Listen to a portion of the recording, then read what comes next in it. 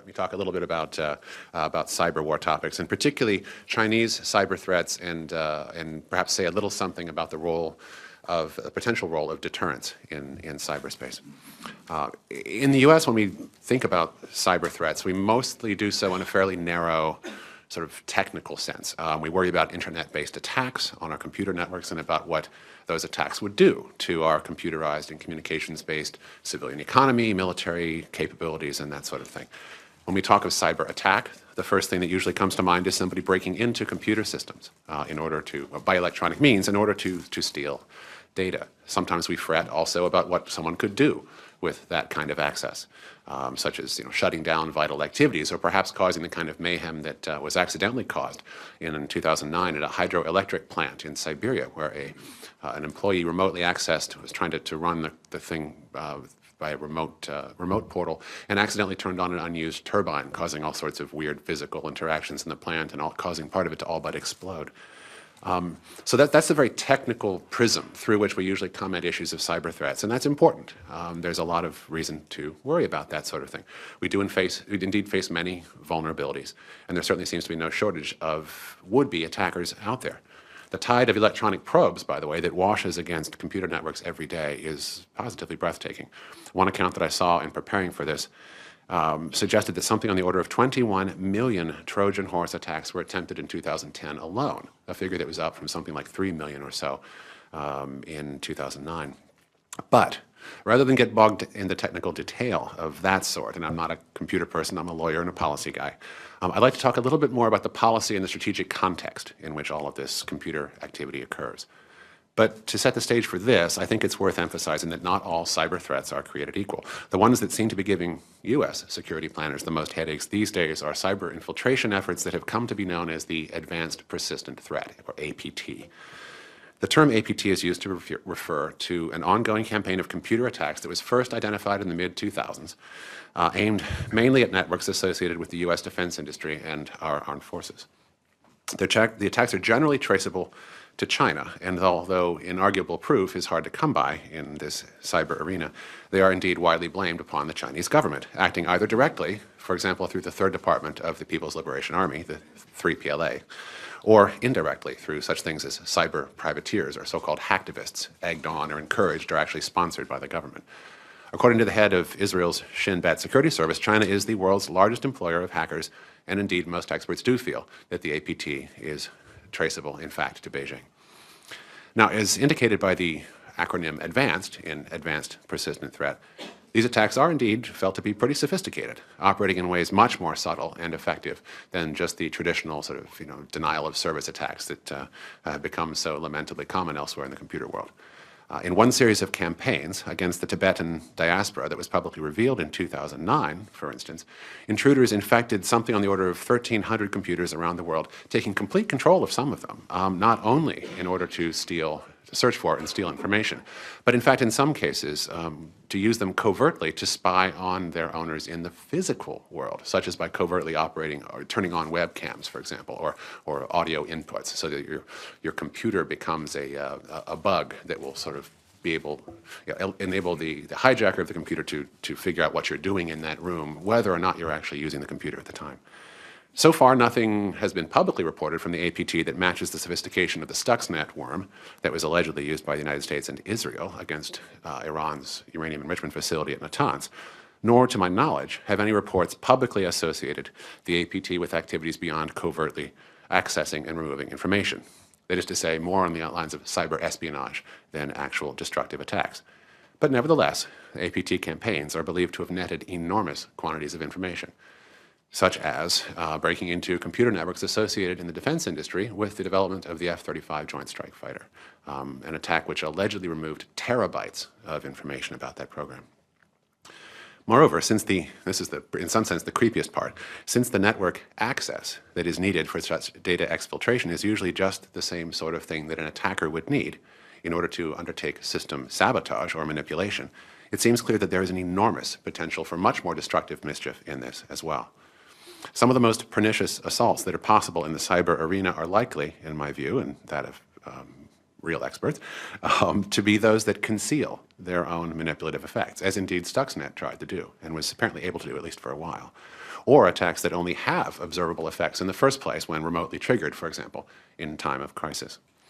So what this means to suggest is that the APT's repeated system access over time is and should be enormously worrying, especially in conjunction with growing concern about the appearance of counterfeit Chinese-made microprocessors in the supply chain at a time when our security apparatus is ever more dependent upon commercial off-the-shelf technology. But let me return to the question of strategic context. If it is indeed true that the APT can be traced to China, we face a very potentially significant cyber adversary. But what's the game? What does China think about cyberwar? As I've said elsewhere, what I understand Western experts who study such things to know about Chinese cyber doctrine suggests that officials in Beijing have a much broader concept of cyber conflict than we do. As I noted before, our conceptions of cyberwar are very system-specific. We think about cyberwar in terms of attacking and defending computer systems themselves. And when we imagine computer attacks having real-world effects, we envision this occurring because a computer network has been shut down or manipulated. But through Chinese eyes, and Russian as well, but that's a separate topic, I suppose, cyberwar is really a much bigger phenomenon. Planners in Beijing certainly include computer system attacks in their understanding of cyber conflict, as we do. But they also include what I like to think of as more ideational attacks transmitted through the internet. Their notion of cyber war is bound up with issues of government control over information within a society, and with the manipulation of adversaries' views and decision-making processes. China fears, in other words, not just inputs of malicious code in computers, but also outside injections of ideas and perspectives that might undercut Communist Party control within China, as well as outside interventions or technologies that could facilitate political organization by the Chinese people themselves in ways that are not controllable by the regime. Through this prism, cyber conflict occurs not only in wartime, but in peacetime as well, and it encompasses all aspects of ideological, political, social, and economic competition between the Chinese government and its actual or potential adversaries at home and abroad. Now, the fact that information control, in this sort of very broad, sweeping sense, is a key objective of Chinese policy, of course, is not precisely a surprise. This is, after all, the land of the Great Firewall, the world's most ambitious effort to maintain strict government controls on internet political content. And when the head of China's state-controlled Xinhua news agency writes, as he did recently in the Wall Street Journal, that it is now time to coordinate and reset rules and order in the international media industry on the basis of theories of checking superpower and maintaining equilibrium, it's also clear that information control is a tool that Beijing imagines being used offensively as well as defensively. And these are the nuances that I think we need to bear in mind as we try to understand the relationship between Chinese strategy and the APT.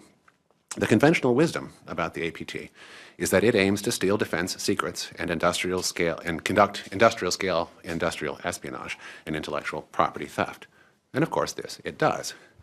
I would suggest, however, that it may also be that the APT fits into a broader Chinese strategic policy, a messaging strategy, if you will, that's bound up with achieving information warfare effects of just the kind that Chinese cyber doctrine would lead one to expect Beijing to wish to create. In the conventional narrative of the APT, Chinese government hackers take advantage of problems in cyberspace attack attribution in order to conceal themselves. In an arena in which cyber warriors may mount their attacks through hijacked swarms of computers belonging to innocent third parties, it is indeed devilishly hard to be sure where an attack originates. Now, this attribution problem is said, again, correctly, to complicate issues of strategic signaling and deterrence in cyberspace, giving attackers considerable leeway to do their thing without fear of the kind of retaliation that would likely result if it were clear who they really were. Even though most observers are pretty sure that China is behind it, in other words, the APT hides itself behind what in the old days used to be called plausible deniability, now in cyberspace. And indeed, the government in Beijing claims that it never, ever engages in such activity, thus preserving the pretense of selfless virtue and benevolence that Chinese rulers have claimed for themselves for thousands of years. Except it's not quite, I think, as simple as all that. Some experts who study such things are apparently surprised by the degree to which China goes to such little trouble to conceal its significant involvement in cyberspace. Officially, of course, it has no role at all, and the state-run Chinese media gleefully recount stories of Pentagon overt cyber warfare preparations as evidence of Washington's self-interested malice in world affairs. But in an environment in which it is apparently technically possible to conceal one's tracks almost entirely, It's perhaps remarkable that the campaigns of the APT are not better concealed, as having their origins at least somewhere in China. Now, perhaps seen through the broader perspective of full-spectrum information conflict, such semi-attribution is useful. It does not allow enough certainty to permit beyond a reasonable doubt attribution to the Chinese government, thus facilitating Beijing's virtuous posturings and helping prevent overt retaliation. But at the same time, the APT's tracks are not so hidden that everyone doesn't have a pretty darn good idea what's going on, and this may be quite intentional. As I suggested earlier, everyone knows that with network access, one can do more than simply steal information. He who can exfiltrate someone else's data can, of course, infiltrate his own code. And as military people will tell you, the first priority for mounting a really effective attack of any sort is good reconnaissance. So when access is coupled with a deep understanding of the target systems that is acquired through systematic reconnaissance, all sorts of things are possible. And today, it does seem clear, as one U.S. Air Force cyber general told Aviation Week a couple of months ago, that the APT is not just about espionage, but also about accessing our networks for later exploitation. In many circumstances, surely, such reconnaissance is best done covertly. One imagines, for instance, that whomever mounted the Stuxnet attack did not wish Iranian authorities to know that somebody out there was sniffing around about precisely how the control systems for Natanz and the Bushehr steam turbine worked. On the other hand, maybe in some circumstances it's useful to let people know that you're out there, and thus it may be important not entirely to conceal your tracks. As the myriad probes of the APT wash up daily against all kinds of U.S. government computer networks, maybe we are expected to see a shadowy Chinese hand behind the campaign.